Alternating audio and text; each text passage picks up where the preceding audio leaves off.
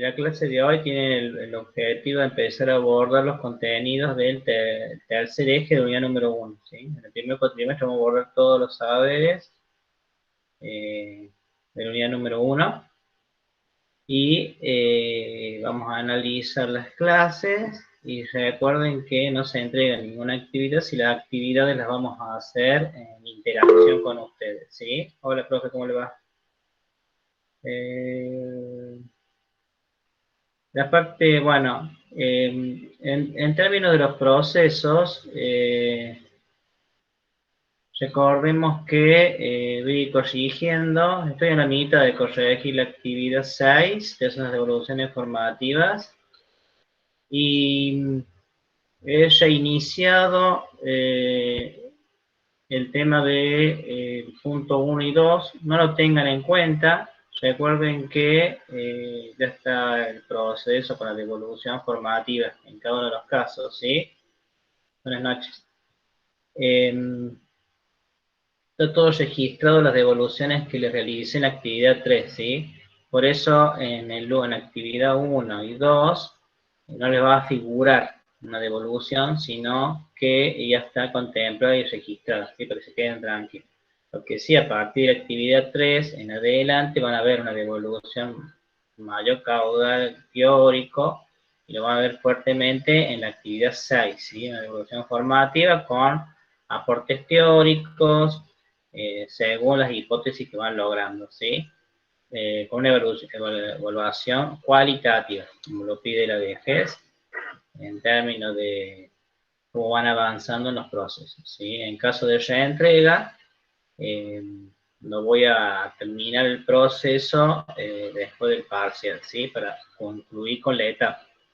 En los casos de reentrega, en los casos de que las hipótesis están consolidadas, entonces están trabajadas, ¿sí? En algunos casos que voy trabajando y haciendo las devoluciones en la actividad 6, muchas veces me ponen el enlace al portafolio, ¿sí? O me ponen el enlace al portafolio y no me habilita el acceso, o en su defecto no me permitía en algún sentido acceder al documento, si quería por ahí, ¿sí? Pero no tengan en cuenta el 1 y el 2, ¿sí? Salvo en los casos de que hasta ahora nunca entregaron nada y saben que tienen que volver a rehacer a partir o revisar la hipótesis que está explícito, ¿sí? En la actividad 3 que se los di para reentregar, en esos casos no solamente. El gesto que ya han tenido un cierto avance ya y se han registrado esa hipótesis, no omitarlo, ¿sí?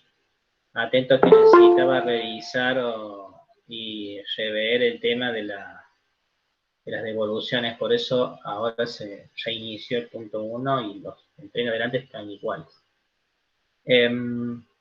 Ya que vamos a la parte organizativa administrativa, espero terminar ahora la actividad de valoración, la 6, la devolución informativa, le agrego teoría en términos de que, para fortalecer lo que ustedes escriban, ¿sí? En términos de construir y avanzar en la hipótesis. Más allá de la hipótesis que esté consolidada, van a ver un teórico, hay 3 hipótesis o 3 recortes de idea central del diseño y del marco teórico para que les permita visibilizar o hacer foco, aparte de lo que han escrito ustedes en eso, ¿sí? Antes que empiece la clase teórica, está el tema del parcial, ¿sí? Está la opción, ya voy a habilitar estos días el enlace para que en el documento se registren, ¿sí? Sería interesante que los que se pueden conectar, la idea no es un recitado de memoria de todos los conceptos, sino analizar una problemática actual, ¿sí? En ese sentido, es importante que el uso activo de los conceptos se den cuenta a partir de análisis de una situación, no para recitar que es un campo, que la intervención, ¿estamos? Porque si necesitan ustedes tener un pequeño bosquejo o tener ya hasta esa fecha algunas palabras clave de cada autor que les permitan a partir de analizar una determinada situación lo pongan en escena, ¿sí? Se llama el uso operativo de los conceptos, o sea, tengo 5 o 6 conceptos, ideas clave de un autor, 5 de otro, 5 de otro. Y cuando voy analizando, voy viendo y los voy utilizando a medida que sea pertinente en el análisis. Y esa es la idea, ¿sí? No es una evaluación tradicional. Los que hagan trabajo por mil, ¿sí? Que es importante porque lo vamos a grabar, lo vamos a socializar después en el profesorado, es importante que ahí va a ser, vamos a escenificar un debate pedagógico sobre todo lo que tiene que ver con la problemática educativa hoy de la pandemia, ¿sí? Seguramente que voy a poner en ese en algunos pedagogos para que ustedes lo escenifiquen o personifiquen a ese pedagogo en relación a lo que dice y poder establecer un diálogo con algunos criterios a priori que les voy a dar un día antes, ¿sí? Eh, entonces, ustedes van a hablar del campo pedagógico de hoy, pero no van a decir campo, van a hablar directamente que están hablando los pedagogos hoy en términos de la educación en tiempo de pandemia. Y seguramente de los que se anoten en relación a trabajar con MIR, previamente van a leer que el pedagogo que les va a tocar en tiempo actual van a leer o escuchar qué dice como para que ustedes lo escenifiquen en un debate, ¿sí? Esa es la idea del MIR, ¿sí? El tema cuando ya es grabado ya es como que va a ser más prescriptivo, o sea, les voy a dar unas orientaciones como para que ustedes narren o comenten una situación ya con un uso más específico de los conceptos, ¿sí? Y quienes opten por ahí el tema de que los llame por teléfono va a ser ya como si bien no va a ser muy extenso el diálogo, pero en algún sentido va a ser otra consigna. O sea, por eso es importante que las consignas van a ser completamente distintas. Quien puedan acceder a los recursos y quien pueda establecer un debate en el MIR, en el cual yo voy a asumir solamente un rol de moderador, no es un profesor que te está preguntando los conceptos, sino solamente moderador, o por incentivar alguna pregunta, alguna repregunta, para movilizar el diálogo, ¿sí?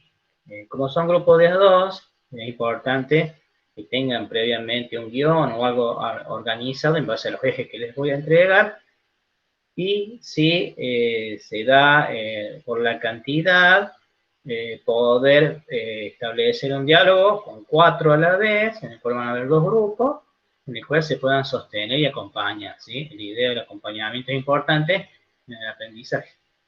Puede ser que haya 2, en el cual cada uno asuma el rol de un pedagogo, que se los voy a dar a priori antes, vos a personificar a Flavia Terigi, por ejemplo, y te doy estos videos, mira qué dice Flavia Terigi sobre hoy, la pandemia hoy, y cuando vos expongas o trabajes o debatas con tu compañera, podés debatir con otra pedagoga, ¿sí? Que esté hablando sobre tiempo actual. Entonces, a priori les voy a dar los enlaces como para que ustedes vean qué dice la pedagoga y puedan debatir entre ustedes, ¿sí? Asumiendo el rol de ese pedagogo, parafraseándolo, ¿sí? Desde la posición de Playa Terry, te puedo decir, bueno, ustedes pueden asumir otro pedagogo, bueno, pero este pedagogo puede decir esto. Entonces, a la hora de incentivar el diálogo y moderar el rol que voy a asumir. Esa sería la idea del MIR. Las otras actividades que son más vinculadas a que me puedan pasar un video, una grabación, ya es como más estructurado. No se va a establecer un cierto debate, sino van a ser como más estructurado, más con la lógica en algún sentido tradicional, porque no nos va a dar posibilidad de debatir y de fluir con el conocimiento, ¿sí? Sobre todo en el contexto actual. Esa es la idea, ¿sí? Por eso les invito de que se sumen, eso tendremos que hacer, hola, ¿cómo estás?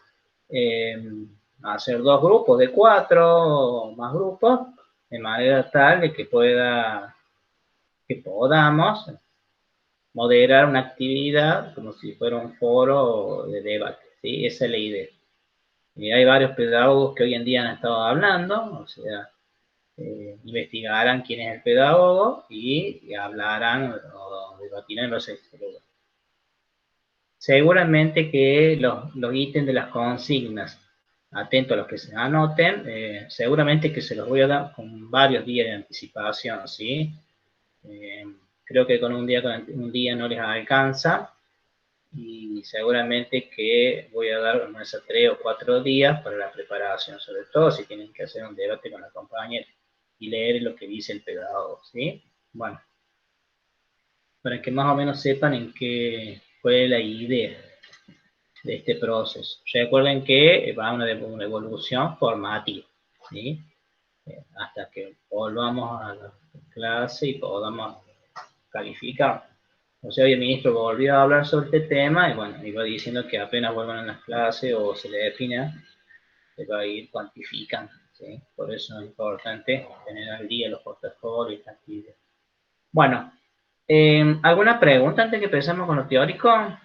Porque esto lo vamos a trabajar de acá cara a cara, porque no van a hacer un trabajo en casa. ¿Quieren hacer una pregunta, chica, específica? Dejen de comer asado, sí. Vamos a ver si. Profe, yo recién lo estuve viendo, o sea, no lo leí todavía, no sé bien de qué se trata, por eso no puedo opinar, No, digamos. no de la clase, no de la tercer eje, sino de esto que expliqué ahora. Si surge alguna Ah, duda, pues vamos sí, de lo que he hablado ahora. no, no, ¿Alguna duda o algo? Bueno, eh, bueno, ¿estamos? Bueno, vamos a empezar con la clase. La vamos a hacer junto a la clase ahora, ¿saben? Porque yo sé que por ahí tienen actividad en otros espacios y están como resolviendo otros temas. Bueno, en la clase, tercer eje, tiene que ver, eh, empieza con la hoja de ruta, unidad número 1, tercer bloque, ¿sí? Y acá les puse el tercer eje de trabajo de la unidad, se organiza en una clase con una actividad que será desarrollada durante el curso, ¿sí? Es importante la participación porque todo el contenido se construye en relación a la actividad y el análisis teórico, ¿sí? En la agenda de clases se definen los accesos y los tiempos de trabajo. Vamos a ver los marcos, ¿sí? Bueno, acá tenemos Sistema Educativo Argentino, debates pedagógicos a fines del siglo XIX, ¿sí? Analicemos el título, ¿sí? Sistema Educativo Argentino, debates pedagógicos a fines del siglo XIX, ¿sí? El sistema educativo de un país, de un estado, se conforma, si vemos la fecha, fines del siglo XIX, vamos a decir que nuestro sistema se construye o se institucionaliza en el fines del siglo XIX, ¿sí? Se empieza a definir, a organizar, a articular, ¿sí? No quiere decir que antes no haya habido prácticas educativas, siempre hubo prácticas educativas. Ahora con el proceso de conformación de los estados nacionales y la complejidad de la misma en cada uno de los países de América Latina y en Argentina, nosotros sabemos que de 1810 a 1820 están las guerras por la independencia, de 1820 a 1853 aproximadamente están las guerras civiles, o sea, los acuerdos y desacuerdos entre los caudillos, entre militares y federales, se van construyendo y definiendo algunas constituciones, la constitución del 53, y después se empieza a definirse la constitución del 62, 63, y ahí empezamos a conformar el Estado-Nación, ¿sí? El Estado-Nación se empieza a conformar y a partir de esas fechas se empiezan a aparecer fuertemente la necesidad de educar al pueblo, ¿sí? Primero lo que surge son las escuelas medias, ¿sí? Y después surge la escuela para niños, ¿sí? Se legisla, se organiza. Antes de la escuela de niños están las escuelas normales, o sea, las escuelas que van a formar los docentes, ¿sí? Entonces tenemos, lo que primero nace y surge son las escuelas destinadas a la formación de los cuerpos dirigentes, ¿sí? A los cuerpos de la oligarquía, en el cual se formaban con preceptor en una primera instancia, una educación más personalizada, tutorial, y después accedían a los colegios nacionales, y estos colegios nacionales venían en preparatorio en algún sentido para el acceso a la universidad. ¿Sí? Eso. Después se empieza a ver la necesidad de que el pueblo en esa época, el conjunto de personas que habitaban, tenían que ser escolarizados, ¿sí? A partir de un sistema construido por el Estado, un sistema homogéneo, ¿sí? Para todos. Entonces, acá empiezan los primeros debates, ¿sí? Por la educación común, y la ley 1420, o sea, en 1882, durante la presidencia de Roca, se empieza a legislar y fortalecer lo que tiene que ver con la educación común, ¿sí? Como hoy entenderíamos como la educación preescolar primaria. Entonces, vamos a decir que los focos de interés se empiezan a debatir en 1882, y después en 1884 con la sanción de la ley 1420, ¿sí? Ahí podemos ver que la gente debate, ¿sí? Como en el campo pedagógico, debaten cómo se va a organizar y definir la enseñanza en el preescolar, ¿sí? Entonces ahí se empiezan a configurar y debatir fuertemente el tema de la gratuidad, ¿sí? En América Latina no en todos los países ha sido gratuita, ¿sí? En Chile no ha sido gratuita, bueno, nosotros tenemos una educación gratuita, ¿sí? Entonces ahí se define que el Estado pague para la educación del todo, ¿sí? A partir de los impuestos se paga la educación. O lo entendemos tan natural nosotros que hoy tenemos educación gratuita en todos los niveles, ¿sí? Y tenemos países que, por ejemplo, tienen que buscar y ahorrar plata durante mucha parte de su vida para educación terciaria o universitaria que paga en otros países, ¿sí? Pues en Chile o en Estados Unidos. Entonces, el valor que le tenemos que asignar a la gratuidad de la educación terciaria, universitaria, ¿ya? Es importante, lo tenemos que valorar, no se da en toda la sociedad. Y por eso tenemos muchos estudiantes, por ejemplo, de países limítrofes que acceden a la Universidad Nacional de Córdoba, en ese sentido, ¿sí? Entonces, valorar este proceso implica, en algún sentido, que es fruto de este proceso, de este debate pedagógico. Para seguir, vamos a decir que en el Congreso Pedagógico se pone en escena, por ejemplo, qué contenidos se van a enseñar, cuáles son los aprendizajes que se van a fortalecer, ¿sí? Entonces, ¿qué contenido específico es un debate? ¿Qué pasa con el castigo corporal? ¿Qué pasa con esta manera de relacionarse, vínculo pedagógico? Todo se define en ese espacio, ¿sí? Entonces, acá tenemos un breve texto en el cual la conformación del Congreso Pedagógico es clave, ¿sí? Bien nos conforman distintos pedagogos, representantes de distintos países, también está conformada por las maestras, ¿sí? Las maestras, en algún sentido, eran egresadas de las escuelas normales, nacionales, y ponen en escena su voz, ¿sí? Recordemos que las escuelas normales, creadas por Sarmiento, fueron dirigidas y organizadas por maestras de Estados Unidos, ¿sí? Que a partir de sus viajes de Sarmiento a distintos países, las convence y las trae, ¿sí? Y van ocupando distintos cargos de director en las escuelas nacionales que se van creando en cada una de las ciudades importantes. O sea, si ustedes viajan a distintas provincias, van a ver que es una escuela normal, ¿sí? La clave y la pionera es la Escuela Nacional de Paraná, ¿sí? Como clave y pionera, en términos de formación de docentes. La propuesta ahí era tratar de formar maestras normales, que eran de la nación, y poner en escena o que participen en algún sentido en enseñar. Bueno, hay muchas maestras normales que han participado en ese debate y tenían su voz, ¿sí? Que muchas veces contribuyeron a fortalecer la institucionalización de esa ley, ¿sí? Vamos a leer aquí iniciativa del Congreso, de un Congreso para debatir acerca de las ideas y los principios que debían regir la educación pública, puso a la Argentina entre los adelantados de la materia, ¿sí? Basta decir que en ese mismo año, en 1882, Francia aprobó la ley de enseñanza primaria, laica, gratuita y obligatoria. Algunos de nuestros países, apenas 2 años después y después del Congreso de 1882, se darían antecedentes más directos. ¿Cuáles son las dificultades? ¿Sí?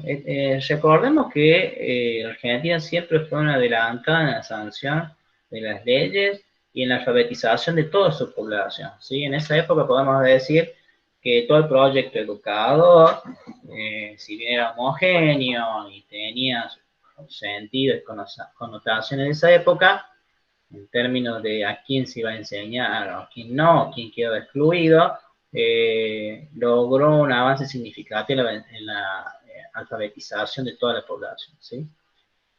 La dificultad de superar para alcanzar realmente la universalización de la educación, ¿sí? Que todos acceden a la educación. Esto implicaba un nuevo contrato, un nuevo acuerdo con los padres, ¿sí? Los padres hoy han naturalizado el proceso de llevar a los niños a la escuela, pero en esa época habría que establecer un contrato con los padres en términos de esta nueva institución que surgía y que los niños iban a aprender, ¿sí? O sea, la educación que recibían en la familia se iba a fortalecer y con otros sentidos en la educación que iba a vender el Estado. Se dejaba de darle la educación a la familia, pero empezó a darle el Estado, ¿sí? No eran menores, ¿sí? Además de la baja escolarización, ni siquiera existía la conciencia actual en el conjunto de padres sobre el deber de enviar a su hijo a la escuela. La inmigración en proceso implicaba que gran porcentaje de los alumnos no tenían nivel educativo, nivel adecuado en español. Venían los inmigrantes y hablaban otro idioma, ¿sí? También estaba esa tensión en términos, y aparte que venían en alfabeto, ¿sí? Solamente hablaban en otro idioma. O directamente ninguno. No existía un marco normativo para las escuelas, no había suficiente cantidad de docentes, y en muchos dispositivos, muchos que eran idóneos o no idóneos. ¿Se acuerdan que había maestras que eran normales, que eran formadas y otros que no tenían títulos, ¿sí? Pero con que leyeran y escribieran, asumían el rol de docente. Acá es importante tener en cuenta que se empieza a formar las escuelas, pero también estaba la escuela en las casas. Había casas en las cuales se creaban escuelas, ¿sí? Pequeñas escuelas, pequeñas salas de enseñanza, ¿sí?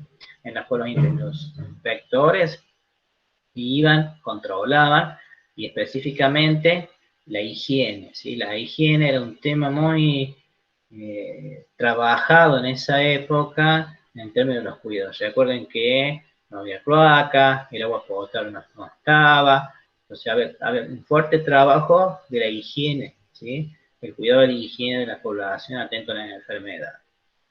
Sarmiento, Estrada y Avellaneda, tres figuras muy ligadas a la educación, no quisieron presentar ponencia. El primero no asistió al Congreso, pese a haber sido designado presidente honorario del mismo, pero opinaba que a través de los artículos, entonces ahí Sarmiento escribía en los artículos, pero no iba al debate. El tema ahí era que Sarmiento no era la línea política de shock, entonces, porque Sarmiento empieza a asumir un protagonismo a partir de toda su experiencia, su trabajo en Chile, pero también lo que tiene que ver por todo lo que hizo como presidente, ¿sí? Después Roca asume con otra línea política y Sarmiento queda vinculado a la educación con un cierto reconocimiento. Entonces vamos a ver específicamente el tema de la profesionalización docente, y el tema de la necesidad de la emancipación y la necesidad de que los votantes, el 90% de los votantes padecían de analfabetismo. Imaginen ustedes que en esa época estaba una forma de gobierno liberal oligárquico, o sea, el tema de ser analfabeto era un tema en términos de definir la participación ciudadana, ¿no? Bueno, nosotros tenemos el monitor de educación común, acá está el marco de la ley. Recuerden que esta es una traducción, ¿sí? Recuerden que en esa época era pluma, ¿sí? Con pluma y tinta eh, se escribía y se definía, ¿sí? En 1884, bajo la presidencia de Julio Argentino Roca, se promulga la ley 1420 de educación común. Ahí Felipe Ping en algunos videos en YouTube va a definir quiénes son los comunes como destinatarios de educación, como los blancos, criollos, con cierta posición social, eran destinatarios de educación. Pero en la práctica empezaron a acceder todos los sectores, ¿sí?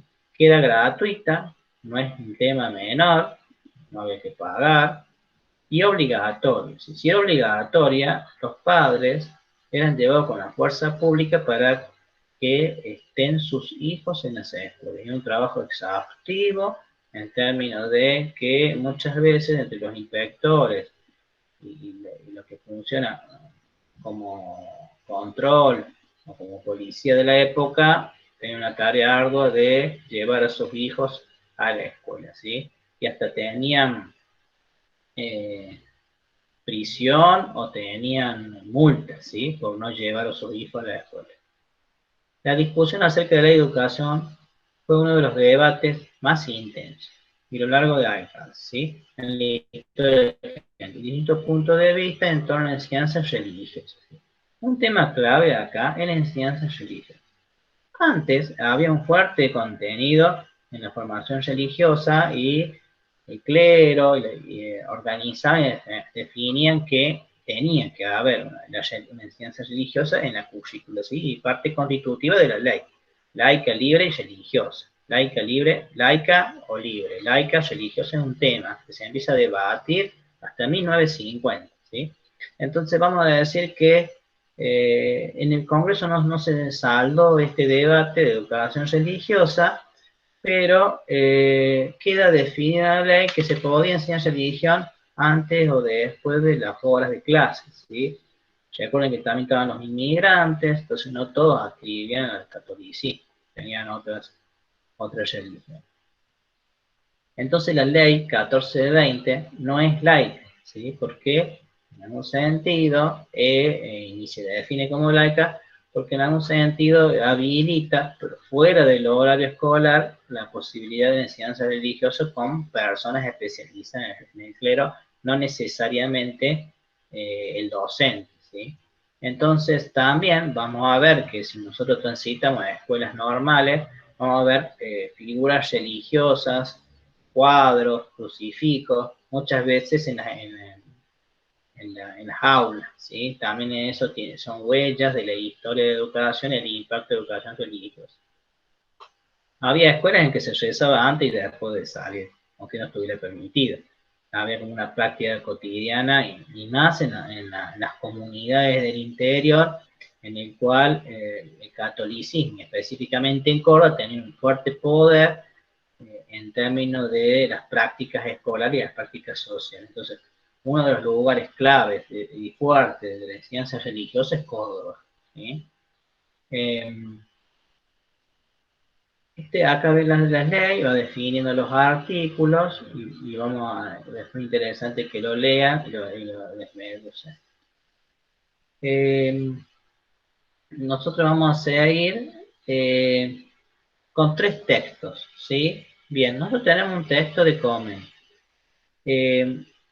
Nosotros para analizar la ley, lo que pasa en la educación en esa época, vamos a tomar 3, 4 fuentes teóricas. ¿Sí? Una fuente teórica es decir, cómo se organizó la escuela o cómo se organizó la pedagogía de esa época, vamos a decir que la pedagogía tradicional, ¿sí?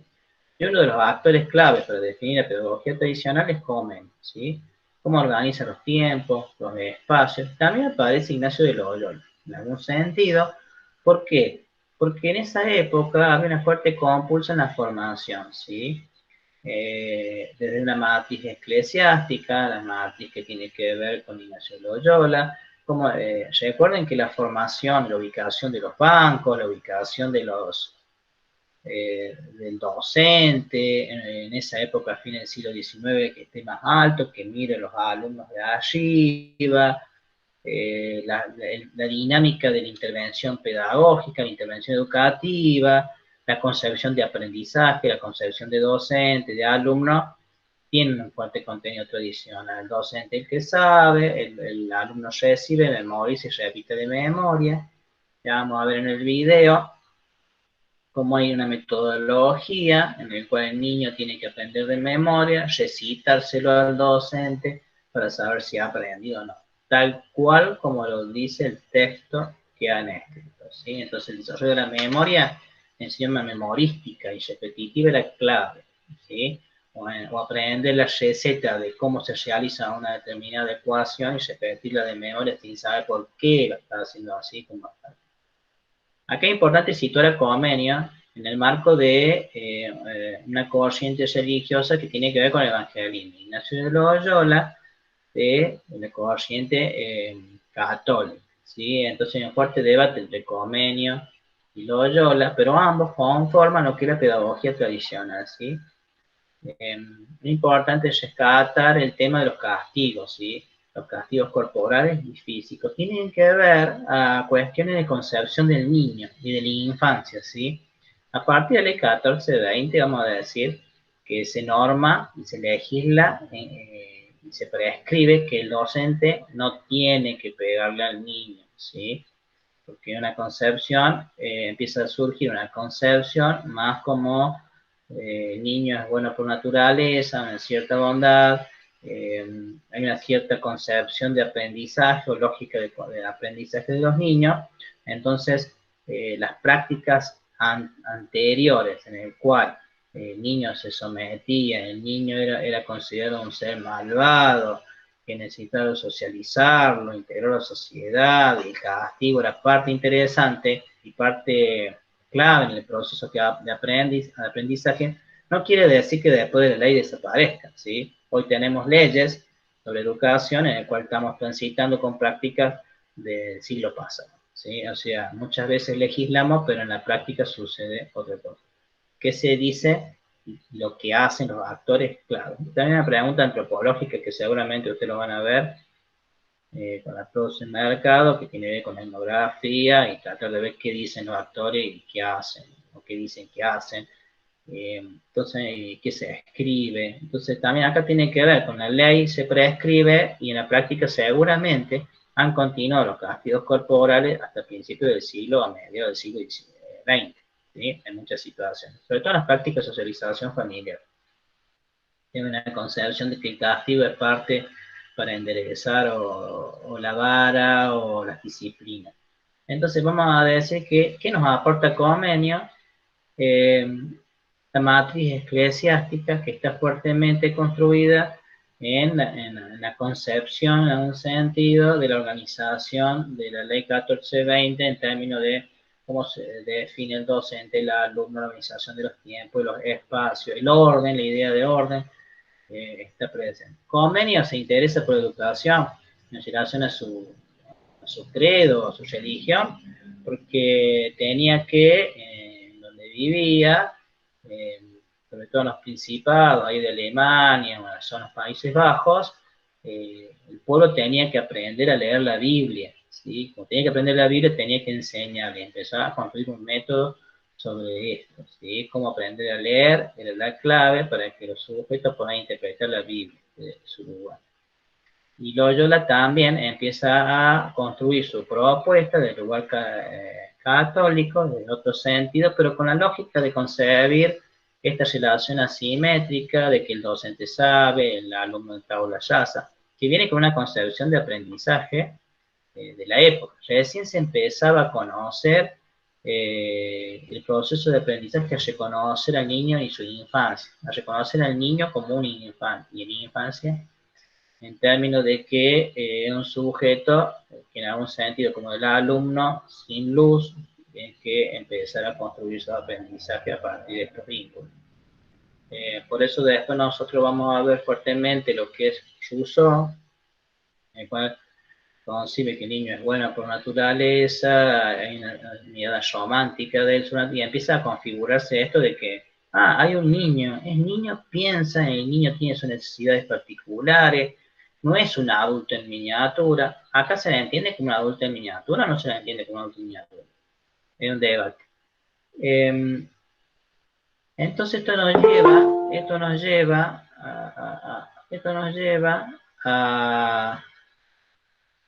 lleva a pensar en la infancia, ¿sí? Se empieza a reconocer al niño como un infante, ¿sí? Como un infante que piensa, que tiene necesidades particulares y punto.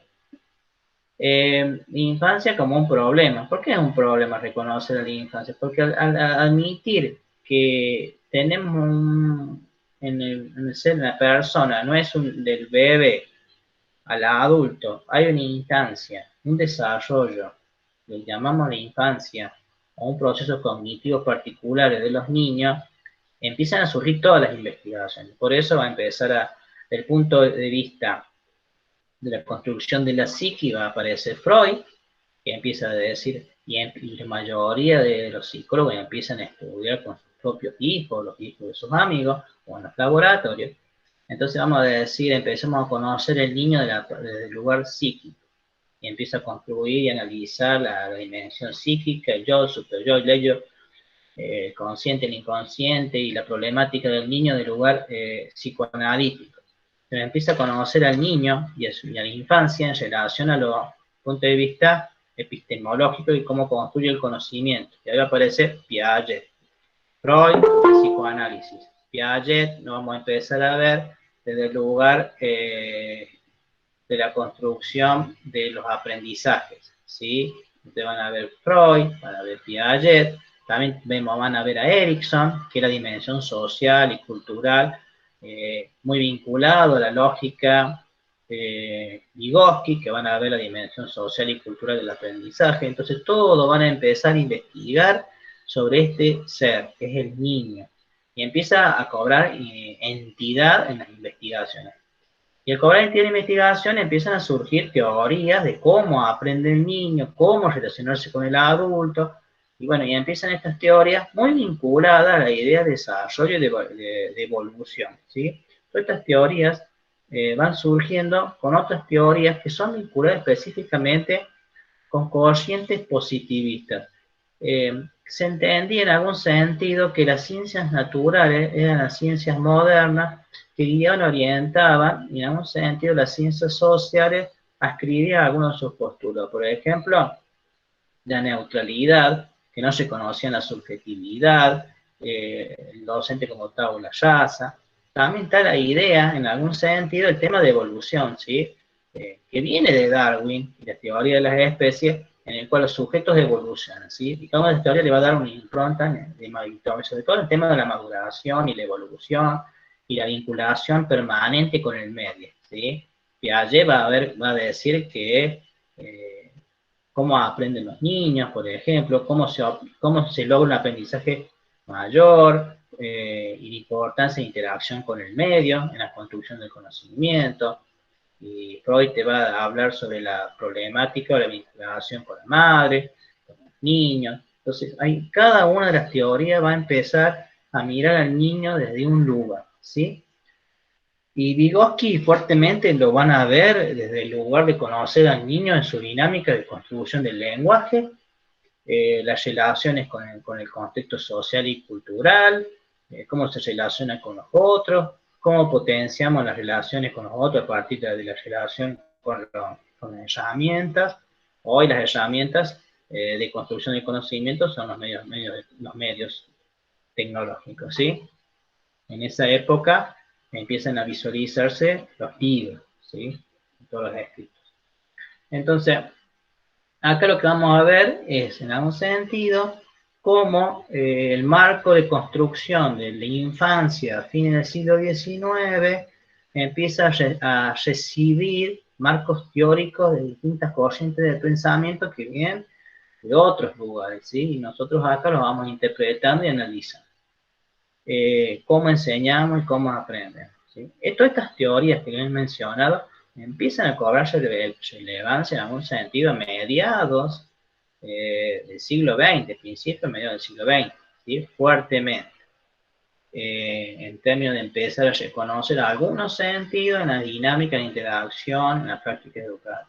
Entonces tenemos a Convenio y Loyola que nos van a hablar, es decir, cómo se enseña en esa época, a fines del siglo XIX, nos dan algunas pistas. Tenemos la infancia, ¿qué pasa con la infancia a fines del siglo XIX? Acá es importante que cuando empieza a hablar de la infancia a mediados del siglo XX, ustedes ya hagan un corte en la lectura, ¿sí? Solamente van a tomar el aporte que nos hace Baker y Narodowski sobre la infancia a fines del siglo XIX o principios del XX, ¿sí? Después no, porque empieza a construirse otras categorías de conocimiento del niño, en esta tensión permanente que el niño es un salvaje o el niño es bueno por naturaleza, empiezan a construirse las teorías, ¿sí? Hubo épocas en el reconocimiento del niño, del infante no existía y por lo tanto hubo muchísimas concepciones o sentidos que tenían que ver con no reconocimiento y por lo tanto teníamos muchos niños vagabundos, muchos niños muertos, en ese sentido. Este texto, la escuela como máquina de enseñar, nos da alguna pista en relación a cuáles son los saberes que han puesto en escena en este contexto. Este texto lo pueden descargar, no se puede, como una fotocopia se ve hasta ahí, pero se puede descargar fácilmente a partir de aquí. Nos da algunas pistas de lectura en relación a el tema, sobre todo Pino, que habla sobre la historia y el impacto de esta educación a fines del siglo XIX y principios del XX, en la educación argentina, si estamos situados en la educación argentina. Bueno, y este texto nos da, el último texto, nos da unas pistas de educación de ayer y mañana. En este texto solamente se identifica la educación de ayer, ¿sí? Se ve hasta aquí, pero se descarga fácilmente desde parte de descarga. Entonces, solamente algunas pistas de la educación de ayer va a enriquecer lo que vamos a tener abordado en términos de Convenio y de Loyola, ¿sí? Bueno, esto es todo el eje de trabajo de la unidad. Por un lado tenemos el marco normativo de Argentina, algo del Congreso Pedagógico, tenemos la ley ahí, si hacen zoom la van a poder observar. Tenemos qué nos dice Convenio y Loyola sobre las prácticas educativas tradicionales, qué se entiende por infante en esa época, y dos textos que se pueden relacionar en términos de pensar por qué triunfó la escuela o la escuela de ayer, qué pasó con la escuela. Todo este marco teórico tiene que ver con la pedagogía tradicional que está presente en la ley 1420, ¿sí? No se profundiza más esta unidad porque después en Historia de Educación Argentina hay varias unidades que desarrollan específicamente todo el sistema educativo, desde que surge hasta el presente. Entonces lo ven de forma exhaustiva y en profundidad. Ahora solamente es una nota distintiva, un punteo, como para que ustedes puedan visibilizar y dar cuenta de que hay un sistema educativo que es producto de un proceso social y histórico que se ha institucionalizado en un determinado tiempo y espacio en Argentina con un interés fuertemente de construir el concepto de nación y de identificación. Ahí van a aparecer la idea de los patriotas, ¿sí? Los grandes relatos de San Martín, Belgrano, todo eso es institucionalizado a partir de los símbolos patrios, los actos escolares, todo eso es un contenido transversal al sistema educativo de la época para formar al ciudadano, ¿sí? El ciudadano. En ese sentido, esa es la idea, construir la nación. Estaba constituido el Estado, pero las personas que habitaban tenían que identificarse entre sí. Y este proceso de identificación lo ha dado la escuela.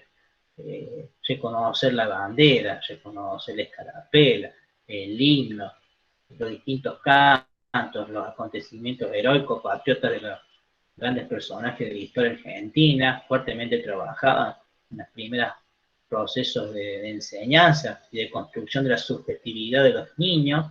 Ahí deja una huella muy importante para identificar de qué país sos, Argentina, en un contexto de fuerte inmigración, ¿sí? En el cual ya venían los niños de otros países, en el cual había que consolidar y fortalecer la identidad nacional, ¿sí?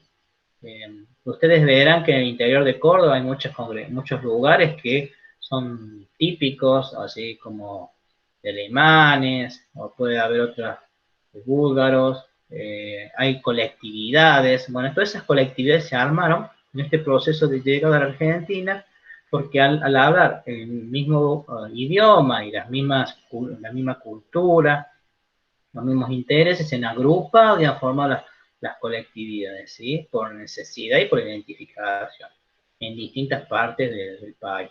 Y estas comunidades han tenido que aprender una nueva cultura, una nueva manera, y la escuela en ese sentido ayudó a este proceso de identificación nacional. Entonces, desde ese lugar tenemos que entender que se construyó un dispositivo pedagógico para que los sujetos que habitaban en Argentina construyeran este concepto de ser argentino, ciudadano, concepto de ciudadanía y concepto de nación. Bueno, ¿qué vamos a hacer ahora?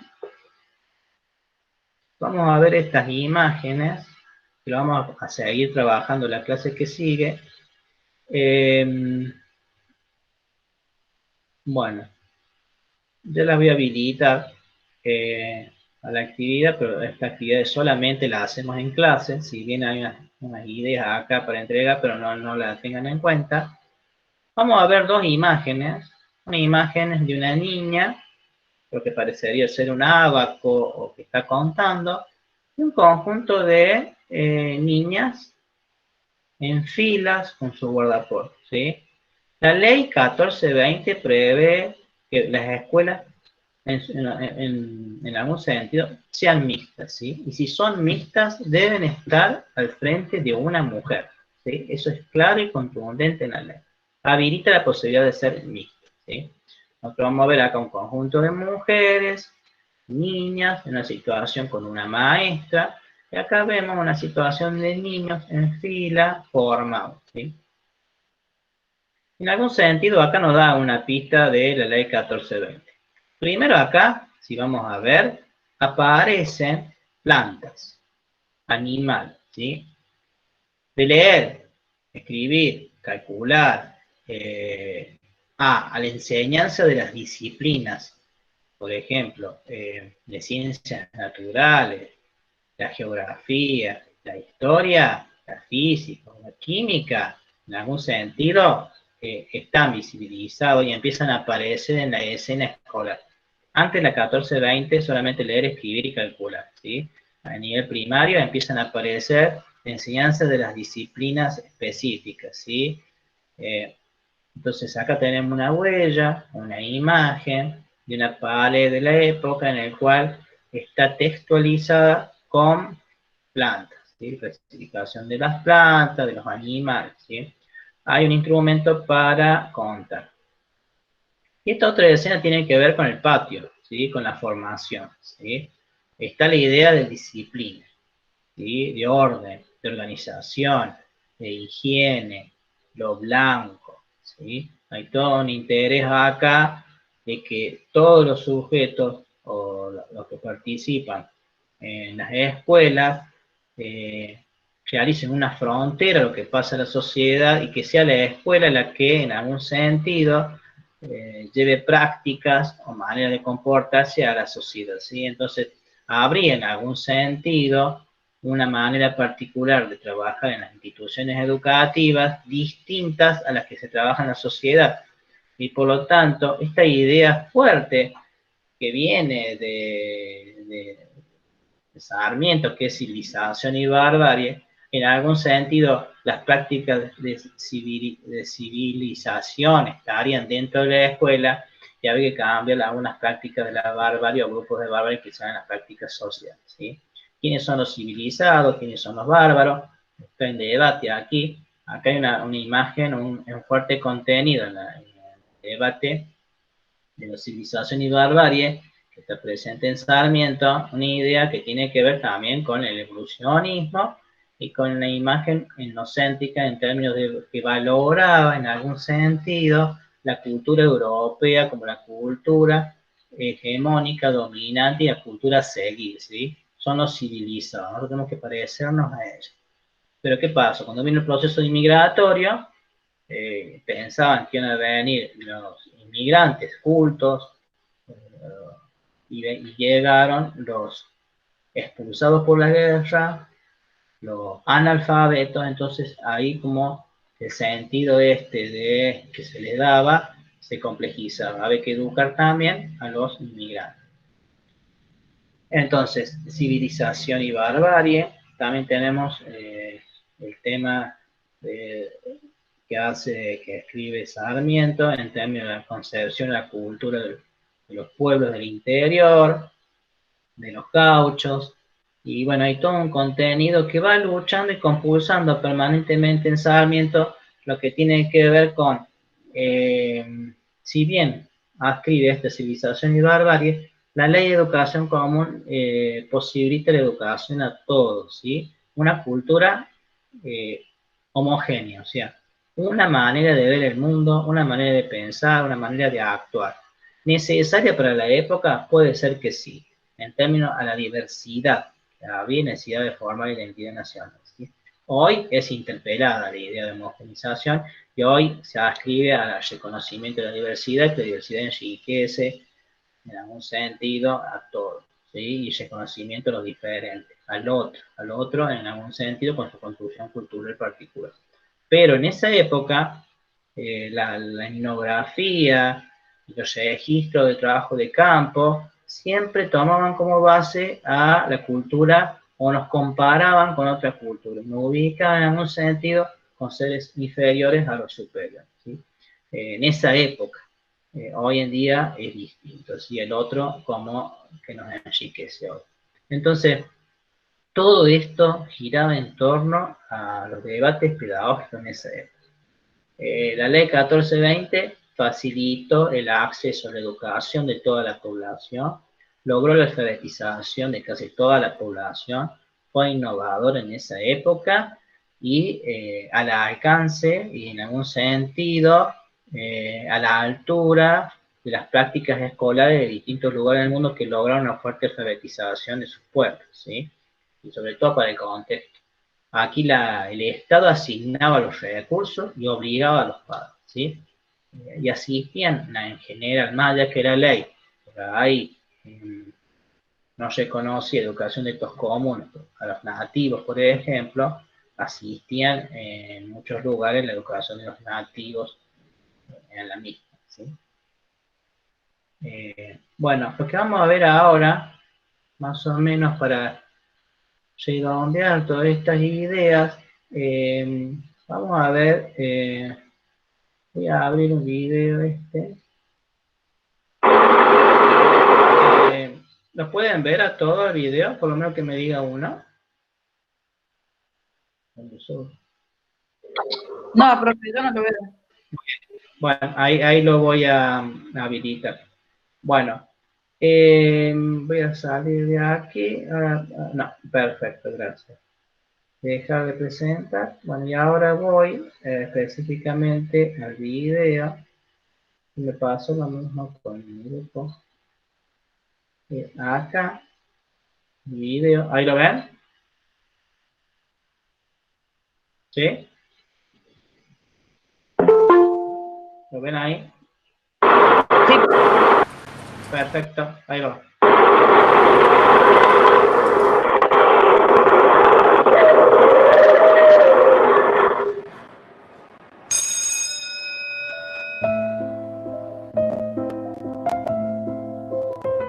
Hora de recreo en una escuela pública. momento de estudio da paso al de descanso. Esta es una alternancia que se repite de un modo tan cotidiano en los patios de nuestras escuelas que resulta difícil pensar.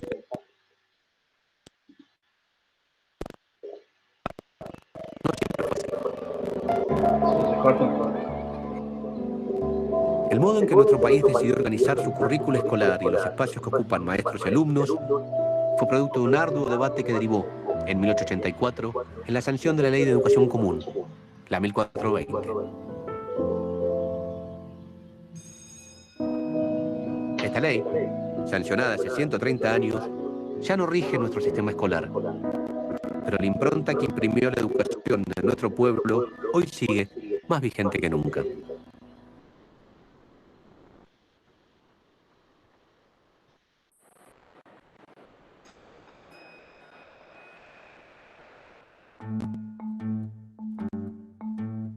Estas son todas cosas que cayeron en desuso, se fue cambiando bastante. Y ahí está el pibe escribiendo con el plumín que se mojaba. Este frasco es de la tinta porque el portero pasaba todas las mañanas con aquel frasco enorme poniendo la tinta.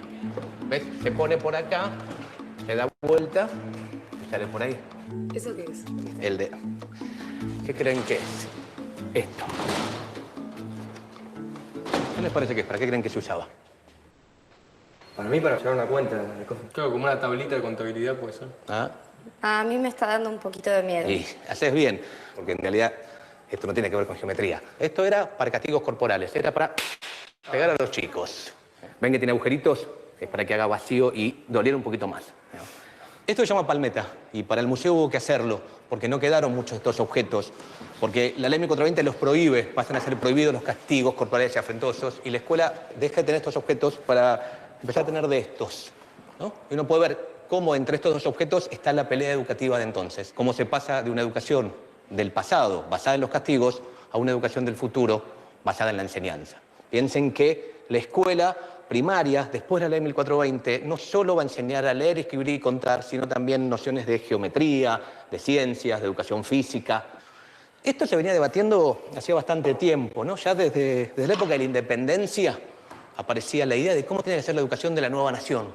Pero yo me quiero detener hoy en una fecha donde empezó un debate muy fuerte que terminó resolviendo la cuestión del lado de geometría y sacando los castigos corporales. Esa fecha, la que quiero hablar ahora, fue el 11 de abril de 1882.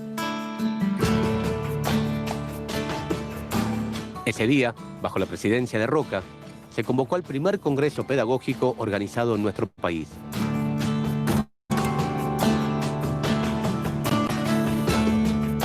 Era un momento crucial en el que se discutió qué tipo de sistema educativo tendríamos los argentinos.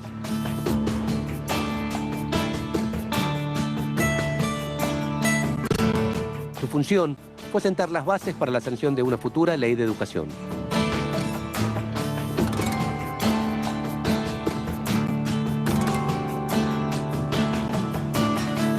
Este congreso se realizó en el marco de la Exposición Industrial, Agrícola y de Bellas Artes, justo acá, en Plaza Miserete.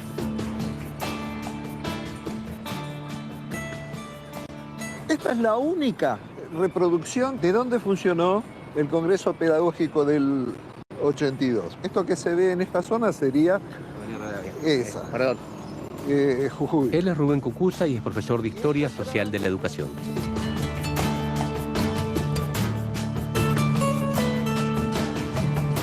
Además, dirigió el Museo de las Escuelas de la Universidad Nacional de Luján. Ahí pueden verse elementos que grafican cómo cambió la educación en nuestro país con la aplicación de la ley. ¿Y por qué se hizo un congreso pedagógico en el 82? Roca tenía que hacerse cargo de las escuelas primarias porque en 1880 se capitaliza la ciudad de Buenos Aires.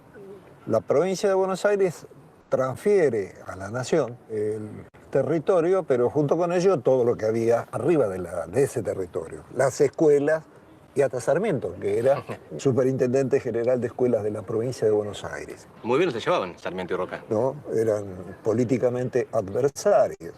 Para administrar esas escuelas y además para controlarlo a Sarmiento, Roca crea el Consejo Nacional de Educación, y lo rodea Sarmiento con una cantidad de vocales católicos. Sarmiento protesta contra la creación del Consejo Nacional de Educación, que tenía como objetivo dictar una ley de educación y convocar a un congreso. Lo denuncia Sarmiento como una maniobra de Roca y especialmente de su ministro, de colocar a alguien que lo tirara de arriba y de abajo a Sarmiento para impedir que pusiera sobre el tapete su propio proyecto de ley de educación. El Congreso Pedagógico, convocado por el ministro Manuel de Pizarro, estuvo conformado por 125 educadores, entre representantes de las provincias y municipios, y también contó con representantes de Uruguay, Bolivia, Paraguay, Brasil y Estados Unidos, entre otros países. Aunque Sarmiento fue nombrado presidente honorario del Congreso, no concurrió. De hecho, sostuvo una mirada crítica en editoriales publicadas en el diario El Nacional. Entre otras cosas, Sarmiento cuestionaba la gran cantidad de participantes, sobre todo de maestras de grado. Altísimas cuestiones de Estado y de ciencia serán resueltos por una mayoría de señoras apenas preparadas para la enseñanza de las materias de la escuela primaria. Estas críticas contribuyeron a crear un clima de hostilidad en el Congreso. A pesar de eso, el 11 de abril de 1882, Onésimo Leguizamón condujo como presidente la sesión inaugural del primer Congreso Pedagógico de nuestro país.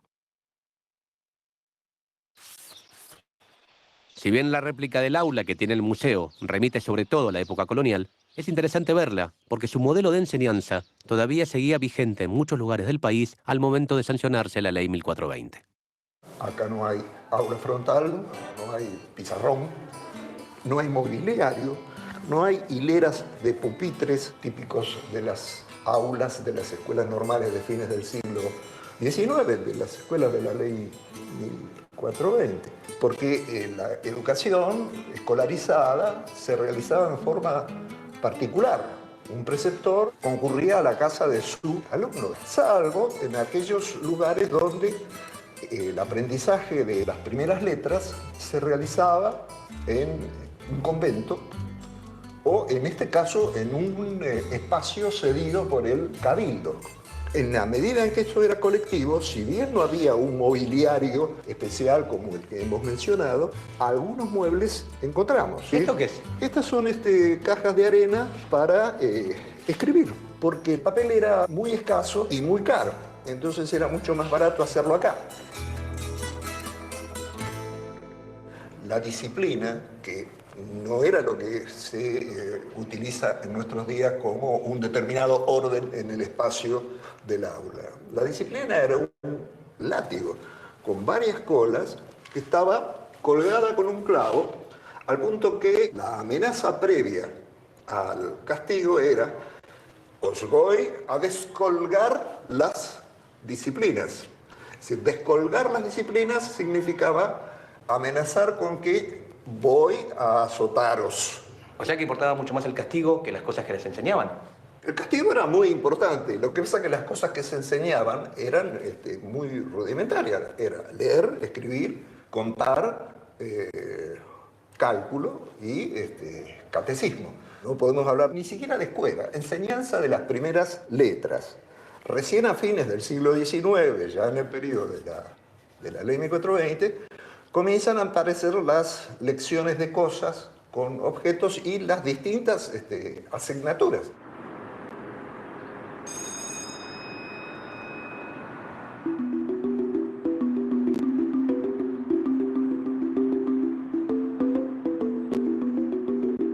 Durante este periodo, novedosas ideas pedagógicas vinculadas a la formación de la ciudadanía moderna e independiente empezaban a definir nuevos espacios en las escuelas, como aulas, claustros y patios donde el saber circulaba. Además, en ese momento, irrumpió una novedad importante. Empezaron a aparecer las asignaturas. Ya no se trataba solamente de aprender a leer, escribir y contar.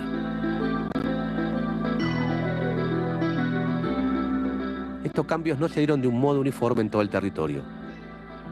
El Congreso Pedagógico de 1882 fue el lugar en donde se intentó acordar un sistema educativo común que plasmase el ideal de Sarmiento de hacer del país una escuela. Las sesiones del Congreso transcurrieron con la exposición y debate de trabajos previamente encargados a especialistas como Paul Grossac, Marcos Sartre y José Posse.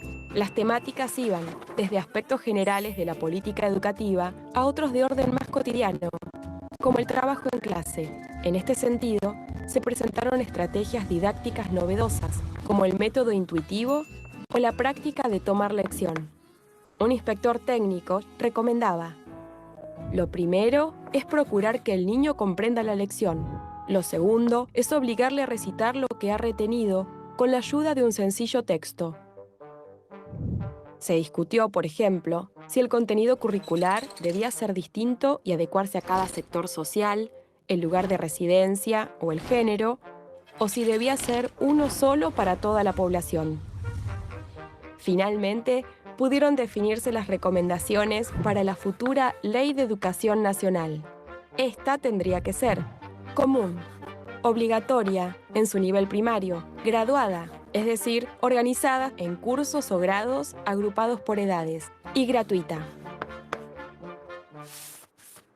Si bien en estos puntos centrales se logró llegar a un consenso, se dio un debate en el cual no hubo acuerdo posible.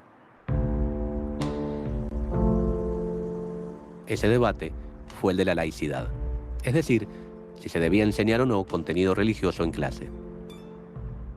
En torno a este tema, las diferencias entre católicos y liberales se tornaron irreconciliables. Generalmente se trata el tema del conflicto entre laicos y liberales como si estos fueran un bloque. El Congreso del Pedagógico del 82 trató muchísimos temas y no solo el problema de la religión, que era el único punto donde efectivamente los liberales se emblocaban contra los católicos y los católicos, que tampoco eran un bloque homogéneo, se emblocaban contra los liberales.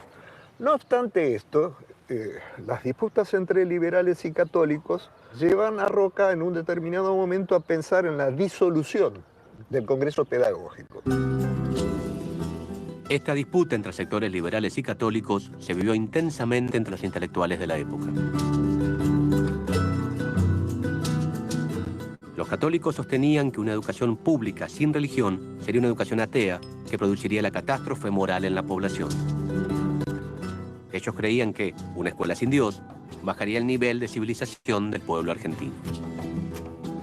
Los liberales, encabezados por el ministro de Justicia, Culto e Instrucción Pública, Eduardo Wilde, creían que la enseñanza de religión en las aulas significaría un retroceso. Nos hundiría en el atraso y la intolerancia, y ahuyentaría y excluiría a los extranjeros, y por consiguiente sería un factor negativo en relación al progreso de la joven nación que se pretendía consolidar.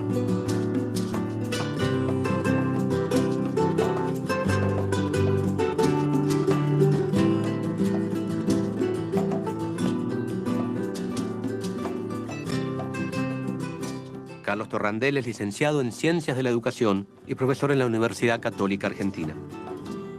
¿Cuál fue la participación de los católicos en el Congreso Pedagógico del 82 y después en el debate en la ley?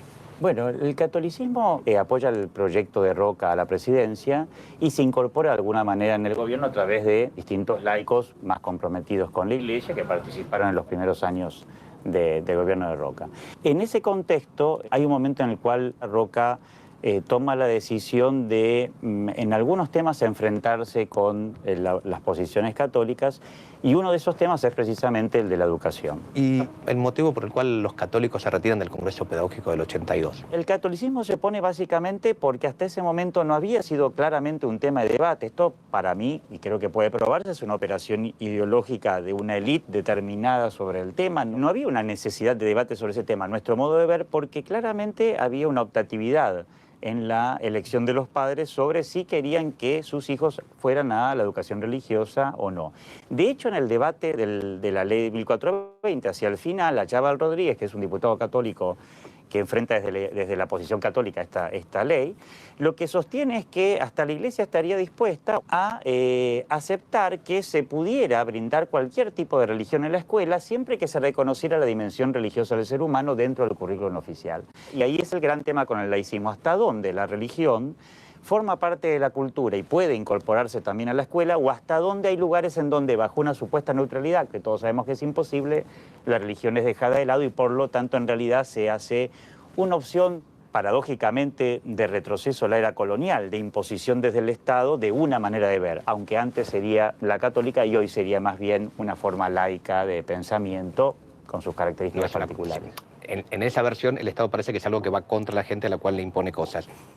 Yo tendría a ver el Estado también como el lugar, el garante de cierto bienestar general. No es algo que le impone, no es una máquina impositiva. Indudable. Digamos, el Estado está constituido por una voluntad popular que determina que el Estado sea así y no de otra forma, digamos. Claro, pero No es claramente una imposición. en esa política llevada adelante por Roca en los 80 no es que estaba representando los intereses populares. Pero no vas a decir que el Estado de los 80 era el Estado democrático.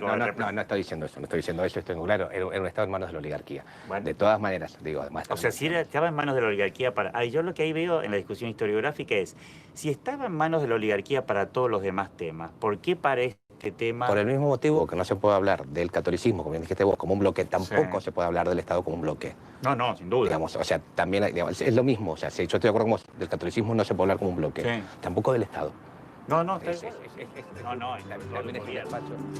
Así estuvimos un rato más con Carlos, cuando de pronto me di cuenta de que estábamos replicando uno de los ejes centrales de la discusión que se dio en el Congreso 130 años antes.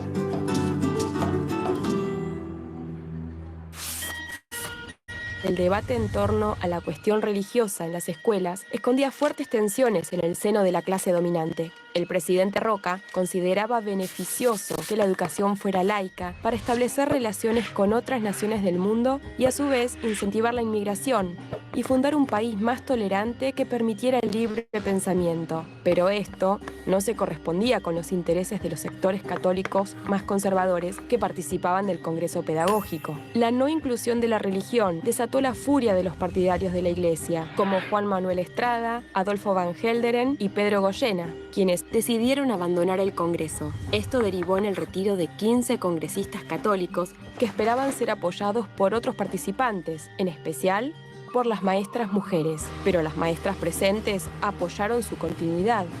Sarmiento, con apenas 15 días de diferencia, cambió su valoración sobre ellas al escribir en El Nacional. El hecho más notable fue que la gran mayoría de las maestras, movidas por un resorte, se pusieron de pie con decisión, apoyando la decisiva del presidente.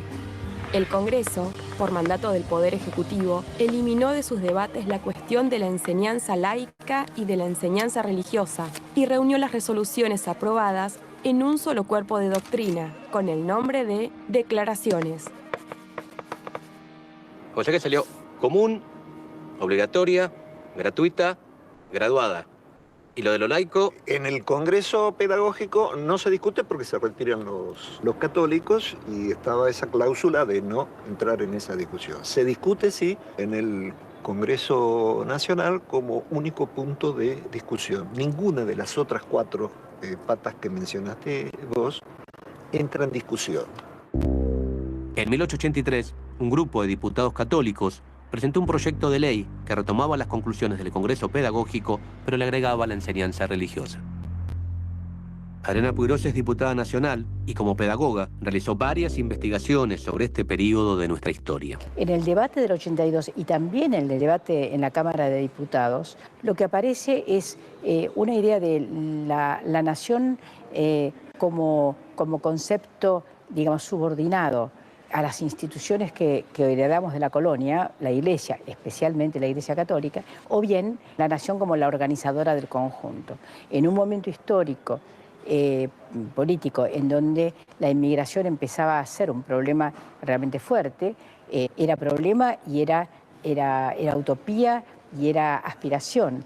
Entonces, de alguna manera, la clase que ya se estaba conformando como oligarquía quería y temía esa inmigración, ¿no? En los 2 debates lo que uno encuentra es, digamos, la intención de utilizar la educación como un instrumento de control de la sociedad y al mismo tiempo está la otra idea que es la de la formación del ciudadano, ¿no? En ese sentido, la discusión sobre si la educación sería católica o sería laica, yo creo que es una discusión que esconde el debate profundo por el poder. Porque la ley 1420 tiene además una idea de construcción del sistema escolar que es asentado en la comunidad. En ese sentido, Navarro Viola, que era católico, sostenía la necesidad de los consejos escolares. La idea de consejo escolar era una idea muy democrática y representativa, ¿no?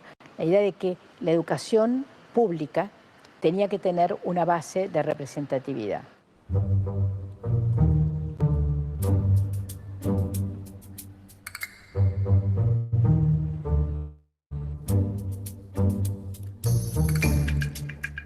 De abril a junio, 1884. Buenísimo. Tengo una pregunta más. ¿La ley 1420 estará acá? No, acá no la tenemos. Ok, muchas gracias.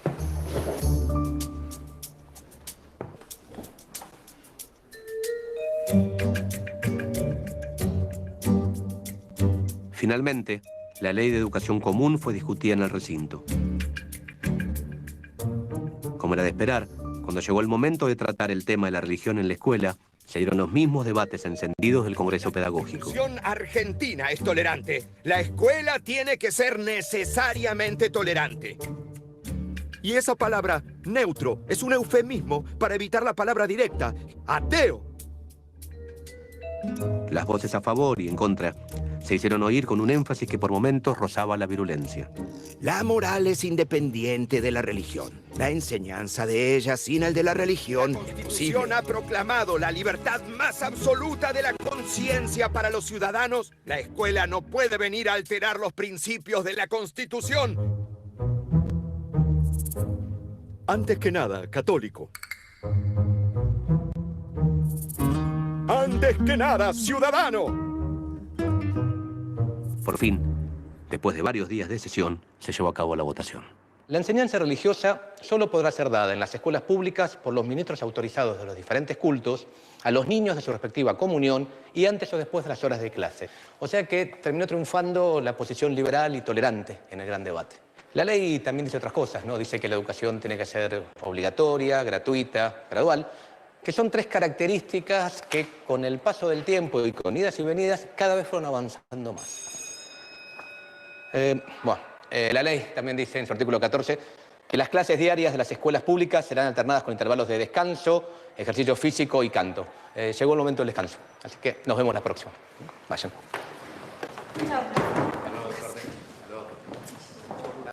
Nos vemos.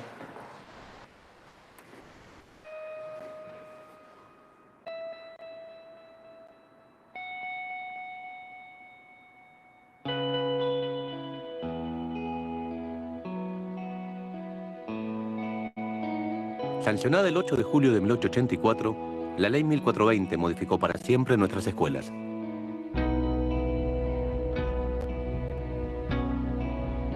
Desde su estructura física hasta lo que iba a ser aprendido en sus aulas.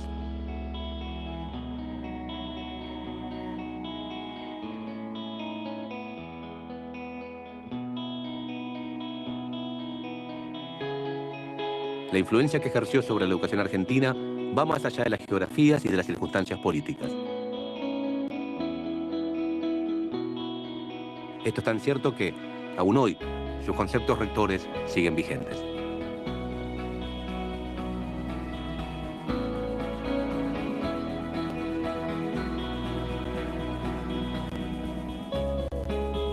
Hace más de un siglo surgió uno de los más extensos y lúcidos debates de la vida democrática argentina, que hizo posible que se dictara una ley de educación pública, común, obligatoria, gratuita, graduada y tolerante.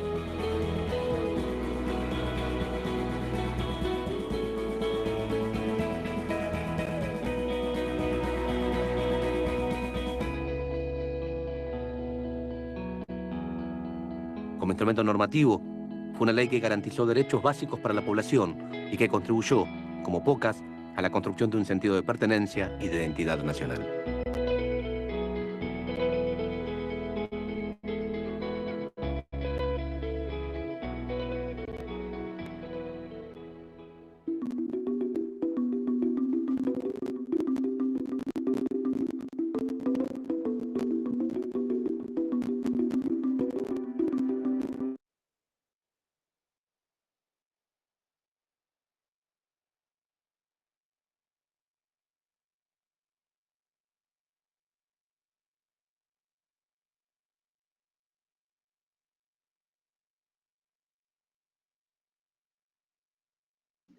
No se la escucha, profe.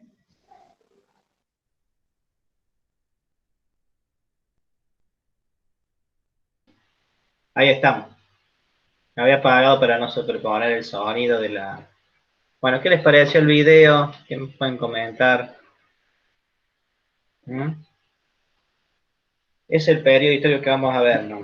Para la ley 1420, que será hasta fines del siglo XIX. Después lo van a ver de forma intensa con historia argentina. Con muchas unidades de estudio. Ahí interesante el debate de los ateos, los religiosos. Hoy parece que estuviera como resuelto, ¿sí? ¿Qué debate? Si hoy tendríamos que hacer un congreso, sí, castigo, sí.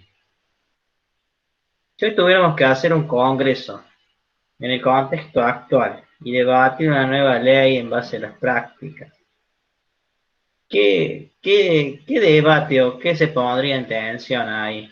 En esa época era lo religioso, lo laico, lo religioso,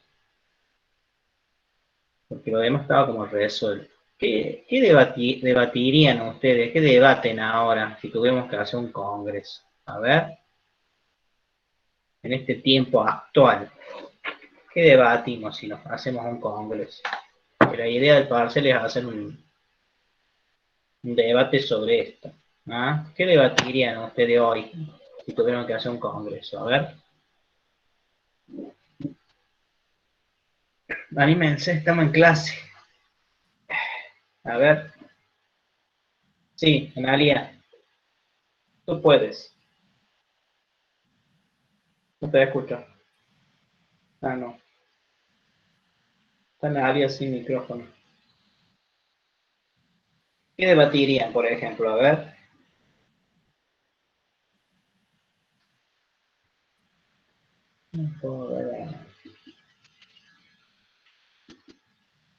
No, se me acabó la palabra. Ahí está. ¿Qué debatiríamos? Analia, estás con el micrófono prendido. ¿Qué debatirías hoy, en el siglo XXI, en esta época de pandemia? ¿Mm? No estoy evaluando, estamos dialogando. A ver, ¿qué debatirías hoy? No está. No fue. A ver, alguien que se anime. ¿Qué debatirían? No debatirían nada. Sí. Cambiando de micro. Analia, ¿qué debatirías? A ver. Te veo por acá. Sí, sí. Bueno. ¿Qué debatirías, Analia, hoy? ¿Quieren también pueden escribir en el chat, chicas, si no se animan? Lo voy leyendo. Educación y la virtualidad. Bien. Bueno, bien. Eso es lo que vamos a trabajar en el parcial. Muy bien. Educación y virtualidad, educación a distancia. Sí. Bien. Hoy hay numerosos pedagogos que están hablando sobre eso. Están dando propuestas, están dando maneras particulares. Bien. La evaluación en educación a distancia, ¿sí? También está muy presente esta concepción por ahí que tensa lo que es la evaluación, ¿sí? También está presente. ¿Qué otras cuestiones que tienen que ver con la virtualidad de educación a distancia hoy? Ustedes pueden estar hoy asistiendo a algo que genera un cambio en las nuevas generaciones, y por ahí no estamos conscientes, ¿sí? Es importante eso que lo tengan en cuenta. Seguramente que las prácticas educativas acá unos años van a cambiar rotundamente en otro sentido, con otras lógicas, ¿sí? Y ustedes lo están viviendo ahora desde otro lugar, ¿sí? Pero seguramente que puede haber congresos en términos de fortalecer estas prácticas, y seguramente que lo va a haber. Bien, es importante tener en cuenta la evolución de la educación. Sí, ahí vamos a ver, interpelar la pedagogía tradicional. Y hoy podemos decir ya que la presencialidad cara a cara, sentado en un banco, estamos transitando en una pedagogía tradicional. Es antiguo. O sea, hoy sentarnos y mirarnos cara a cara es antiguo. Hoy que me entregue una hoja escrita con un práctico, escrito, es antiguo. O sea, hoy ya no podemos situarnos en ese lugar. Estamos en otro lugar. Y hay que construirlo entre todos ese lugar. Sí, el tema de a pesar de es interesante, seguramente que lo estás transitando en un lugar complejo y complicado, porque es forzado, ¿sí? Pero si estuviéramos en época sin pandemia, hubiera sido difícil en algún sentido desestructurar las prácticas educativas de la modernidad que están presentes en el siglo XXI, en algún sentido. Hay que verlo también como una oportunidad, ¿sí? Como una vivencia que va a ser valorada seguramente como un facilitador en algún sentido del acceso a muchos estudiantes que por ahí, por ejemplo, que pueden ser que trabajen mañana, tarde y noche, tengan familias que no pueden asistir a un profesorado, lo pueden asistir vía virtual, ¿sí? Con algunas clases tutoriales, de alguna manera democratizar. Gratuidad en todos los documentos.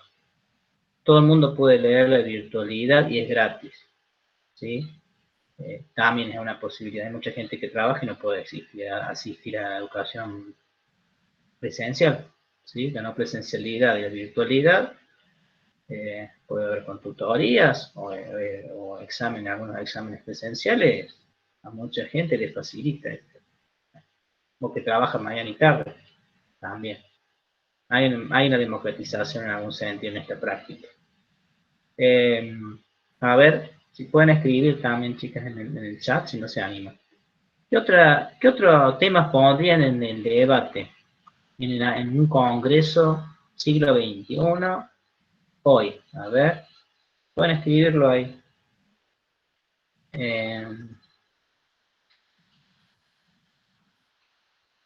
¿Qué escribiría en una nueva ley sobre esto? A ver, sobre la virtualidad, sobre la educación a distancia, teleevaluación. Tenemos la transmisión pedagógica que hemos visto nosotros, la decisión ética y política del docente en la virtualidad, cómo se trabaja con lo heterogéneo, cuáles son las resistencias al cambio. ¿Sí?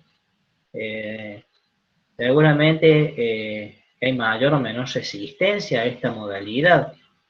Imaginen ustedes en el Congreso Pedagógico que discutían fuertemente entre lo católico y lo laico, y se reglamenta hacia un sentido más, en algún sentido más laico, en términos que la religión va fuera del horario escolar. No se debatió el castigo, por ejemplo, fuertemente. ¿Hay que castigar o no a los niños? No, se daba por entendido en base a las teorías que ya el castigo no era algo específico. ¿Sí? No se debatió enseñar la religión, los dogmas, en vez de la ciencia natural. Ya se definió y se acordó. ¿Sí? Entonces ahora con otro podemos acordar algunas cuestiones e interpalas en algún sentido. La resistencia tiene que ver con prácticas naturalizadas que tenemos. ¿Sí? Entonces vamos a decir, me resisto o no estoy de acuerdo con, pero es lo que viene. ¿Sí? O sea, enseñanza virtual a distancia, sea ahora o a más tardar unos años, va a estar presente, ¿sí? Como una opción de propuesta de enseñanza. ¿Sí? O sea, tienen que ver que hay un quiebre pedagógico en el campo, que hay producción de conocimiento científico. ¿Sí? No sé si tanto en el nivel inicial, nivel primario, ¿sí? Pero a nivel secundario, a nivel terciario, seguramente que va a haber un impacto significativo. Ni qué decir universidad, porque hay universidades que directamente están ya enseñando hace años desde la virtualidad. No hay trabajo presencial en las aulas, casi.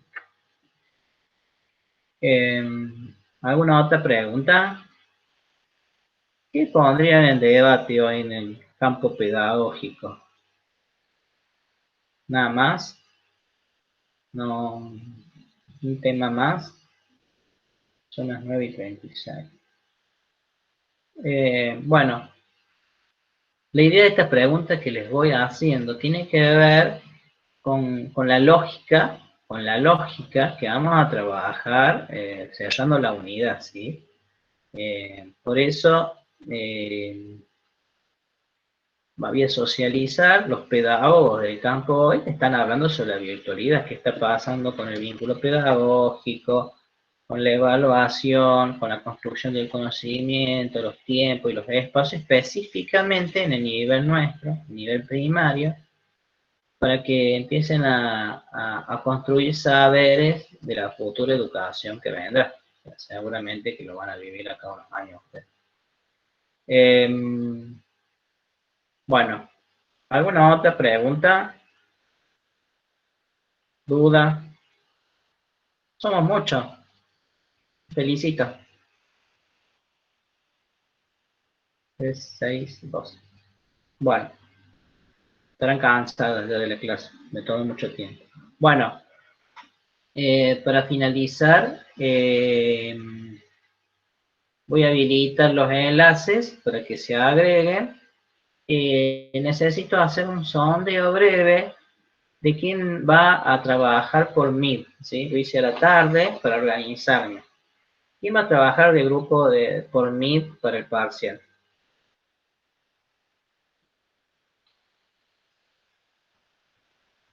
A ver. Ninguno va a trabajar por Meet, son las únicas que están en el Meet. Es fácil, no es difícil, es un debate pedagógico. Empecemos a consultar. Me van diciendo más o menos cuáles son las opciones de las 3 que van a elegir ustedes como para preparar ustedes. ¿Qué opciones han elegido, chicas? Belén Vargas. ¿No está? ¿Qué opción? ¿O lo estás pensando todavía? ¿O lo están pensando, mejor dicho? Nosotros elegimos a mí, yo estoy con Belén Vargas. Muy bien. Bueno, es así la lógica, ¿sabes? No es memorizar, ni repetir, ni leer el concepto, ¿sí?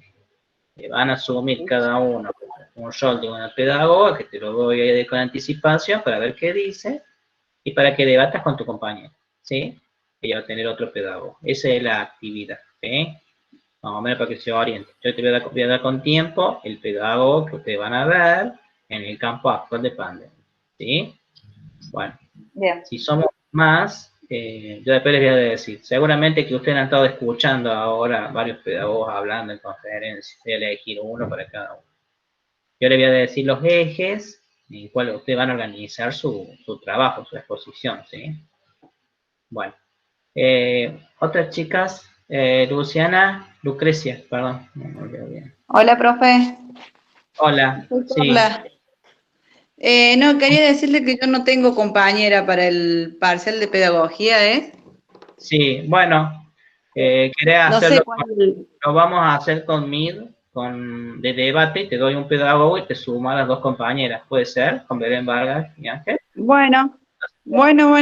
Sí, Vos sí. escribime ahí, cuando ponga el enlace, escribime para hacerme recordar, me voy a sumar a la presentación. Si bien cada una tiene un pedagogo y tiene un rol protagónico, va a enriquecer el debate con ellas, ¿sí? Yo te voy a dar un pedagogo, ¿sí? Entonces vos te anotas ahí, por mí, y poneme entre paréntesis, voy a estar articulando el debate con las 2 compañeras, ¿sí? Para yo me olvido. Bueno, ¿quién más se anima por mí, chicas? Van a elegir otra posibilidad. Es importante que aprovechemos los recursos que tienen, porque yo solamente voy a moderar, ¿sí? Yo voy a moderar y a lo sumo voy a decir la categoría como para establecer el debate que piensa cada uno. Esa es la idea. Me faltaría una más, si está sola, alguna de las chicas, para hacer el grupo de 4. ¿Sí? Hacer un meet con 4. No más de 4 porque una conferencia más de 4 es como que se pierde la idea. ¿Alguien más que esté sola en el grupo como para sumar a las chicas, las 3 que están? Bueno, lo van pensando, ¿sí? Si podemos hacer grupo de A4 y cada uno con un pedagogo, seguramente que entre Meet y Meet se va a repetir el pedagogo, pero la idea es más o menos escenificar un congreso que se haría hoy en época de pandemia representando la voz de algún pedagogo actual, ¿sí? Bueno, entonces lo van pensando y lo vamos viendo, ¿sí? Recuerden que no es una lógica de parcial memorística repetitiva para dar cuenta textual, ¿sí? Sobre todo en el MIR. Ahora, con los que son más por teléfono, los que opten por teléfono, que opten grabar algo, o pasarme la grabación, el video, ahí va a ser como más tradicional, ¿sí? Va a ser más estructurado, más conceptual. Acá es como que se presta más para el debate. Bueno, estamos entonces, vayan viendo y pensándolo, para no, sobre todo a mí me interesa que participen en esta instancia de culminar, porque seguramente que en la presencialidad uno va a estar más enfocado en el tema de los que no tienen acceso y empezar a trabajar en forma intensa para aprovechar los recursos disponibles y cerrando etapas, ¿sí? Y concluyendo con procesos, diría el tema de la DG y todo. Bueno, vamos culminando, nos veremos en la próxima clase, ¿sí? ¿Estamos? El viernes, ¿sí? Bueno, vayan coordinando y con tiempo, seguramente que 3 o 4 días antes le voy a dar el pedagogo para que estén trabajando y se organicen bien con los tiempos, ¿sí? Bueno, voy a ir corrigiendo las actividades y estén atentos a las devoluciones, ¿sí?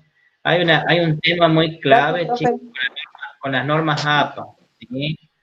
En el segundo año tiene que estar consolidado el uso de las normas APA, ¿sí? Por favor, traten de ver eso, no le estoy diciendo solamente que necesito que revisen o piensen la hipótesis APA, pero ya en la segunda etapa tiene que estar más o menos consolidado enseguida. Bueno, nos estamos viendo, chicas, cuídense. Hasta luego. Hasta luego.